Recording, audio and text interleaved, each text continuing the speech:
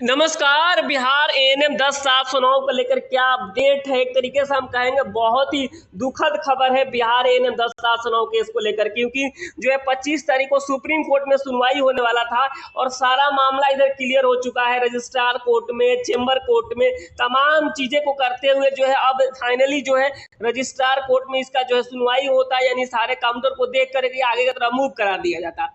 और उम्मीद ये भी लगाया जा रहा था कि जिस तरीके से पटना हाई कोर्ट के द्वारा जल्दी जल्दी जो है एलपीए को क्लियर किया गया, वहां उसी तरीके से जो सुप्रीम कोर्ट में भी एलपी क्लियर हो जाएगा। लेकिन अब ऐसा होता नजर नहीं आ रहा है, क्योंकि जो अर्चना जी ने काउंटर फाइल किया है वो केवल और केवल एक ही केस में कर दिया है।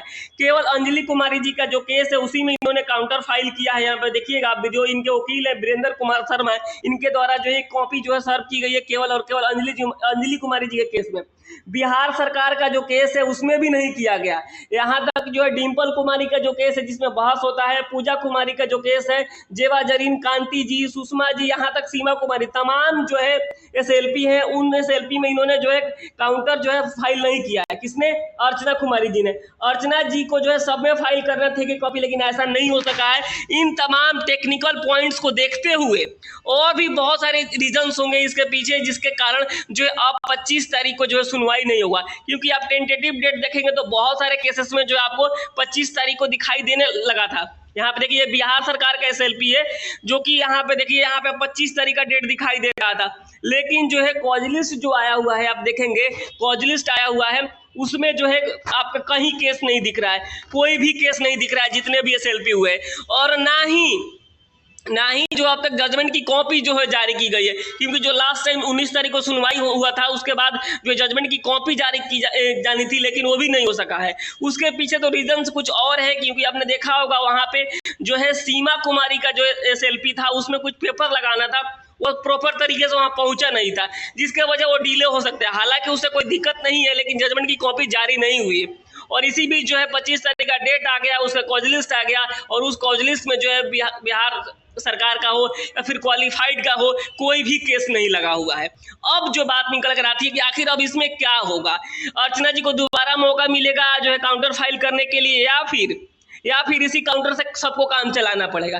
तो इस वीडियो में हम इसके ऊपर बात करेंगे। तो अगर आपने अभी तक हमारे चैनल को सब्सक्राइब नहीं किया है तो जरूर कर लीजिएगा। जो सही बात होगी मैं वही बताऊंगा, क्योंकि डेली वीडियोस तो आती नहीं है बिहार एएनएम 10-709 को लेकर के।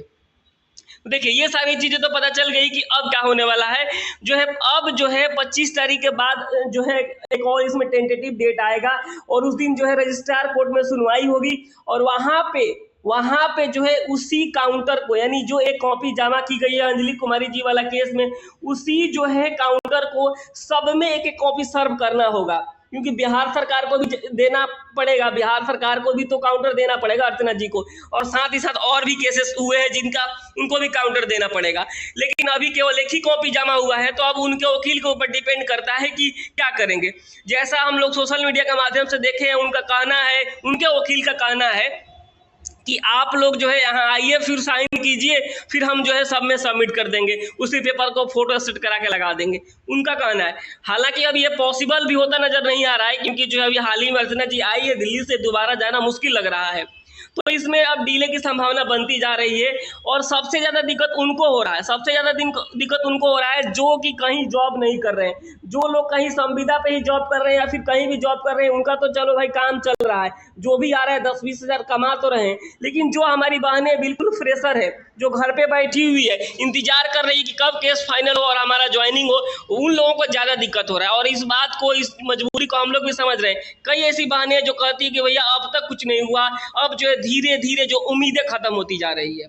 और सच बात है, जहां जितना देरी होता है न्याय मिलने में, उतनी उम्मीदें कम होती जाती है। तो अब तक यही अपडेट निकल कर आया है बिहार एएनएम 10-709 में कि अर्चना जी के द्वारा केवल एक केस में जो है काउंटर फाइल किया गया है, और भी तमाम चीजें हैं जिसके चलते ये केस डिले हो रहा है। तो अब जो है आपको दिसंबर में एक जो है डेट मिलेगा। यहाँ पे आपको सारे केसेस को एक बार दिखा भी देते हैं। तो जो है दिसंबर में एक डेट मिलेगा आपको। उस डेट पे जो है अब वहाँ पे जो उनके वकील के ऊपर डिपेंड करता है वो किस तरीके से इन सारी चीज़ों को मैनेज करते हैं। अब तो जो है डेट जो है समय नहीं मिलेगा, ऐसा नहीं है कि अब जो है फिर 4 हफ्ते का समय दिया जाए कि नहीं अब सब में अपने काउंटर फाइल करो, ऐसा जो है संभावना कम है। अब दिसंबर में एक डेट मिलेगा, उस दिन रजिस्ट्रार कोर्ट में सुनवाई होगी, अर्चना जी के वकील जाएंगे और जो चीज़ें उनको कहनी होगी, जो बतानी होगी कि इसी काउंटर को हम सब में जो है भेजते हैं, सबको एक कॉपी सर्व करते हैं, तो ये सारी चीज़ें हो जाएगा आसानी से। अगर ऐसा नहीं हो पाता है, अगर ऐसा नहीं हो पाता, ये सारी टेक्निकल बातें, अगर ऐसा नहीं हो पाता है तो मुश्किल होगा ये केस, इस केस को जल्दी क्लियर होने में। क्योंकि देखिए अब दोबारा काउंटर फाइल करना बहुत ही मुश्किल काम है, क्योंकि आप लोगों को पता है ऑलरेडी अर्चना जी के पास संभवतः उस तरीके से जो पैसे भी नहीं आए जैसे आने चाहिए थे। तो बहुत सारी समस्याएं हैं, सारी समस्याओं का आपको नहीं भी बताया जा सकता है।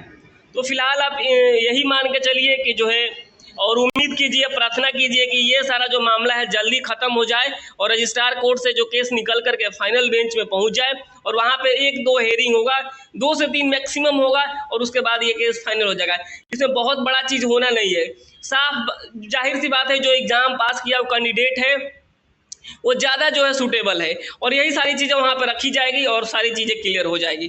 तो फिलहाल अब हम लोग यही उम्मीद कर रहे हैं कि जो है अच्छे तरीके से सारी चीज़ें हो जाए। अगले महीने में दिसंबर के फर्स्ट वीक में अगर जो है केस लिस्ट हो जाता है तो जो है बहुत ही अच्छा रहेगा और ये केस जो है अगले महीने यानी दिसंबर लास्ट नहीं तो जनवरी फरवरी तक तो ये केस जाना अब तय मानिए। तो ये सारी चीज़ें थी, फिलहाल इस वीडियो में इतना ही है, आप लोगों को परेशान नहीं होना है। एक बार मैं आपको सारी चीज़ें फिर से एक बार बता देता हूँ कि जो है यहाँ पे काउंटर जो है फाइल किया गया अर्चना जी के द्वारा केवल एक केस में, इसके चलते भी डिले हो सकता है। हालांकि टेंटेटिव डेट जो 25 तारीख को था रजिस्ट्रार कोर्ट में, अंजलि जी के केस हो या फिर जो बिहार सरकार का केस हो, अब जो है कॉज लिस्ट नहीं आया है। देखिए अगर पहले केस में जो है टेंटेटिव डेट आता है, उसके बाद कॉज लिस्ट आता है, कॉज लिस्ट आने के बाद ही जो क्लियर हो पाता है कि ये केस इस दिन सुनवाई होगा।